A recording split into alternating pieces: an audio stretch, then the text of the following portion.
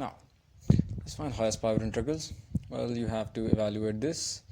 So you can basically replace this tan cube x with tan square x into tan x, which is why you'll have this eventually. Now, why have we done this? Well, you can replace this tan square x with secant square x minus 1 because that's an algebraic identity which says that tan square x is equal to secant square x minus 1.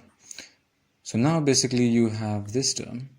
It will be multiplied separately with this secant square x and this 1 with a negative sign between them.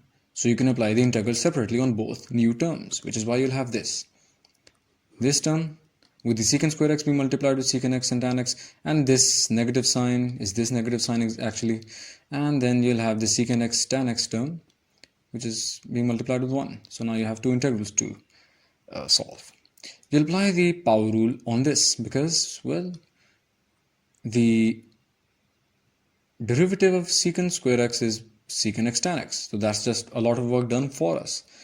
So basically now you'll apply the power rule, which states that, for example, if you had say the integral of x square into 2x, 2x and dx, well, that'll just give you x 2 plus 1 over 2 plus 1. So now that you have this will just become basically secant square x into the derivative of secant square x, which is basically just secant x tan x dx. This will basically just give you secant 2 plus 1 x over 2 plus 1. So now you have basically secant cube x over 3 minus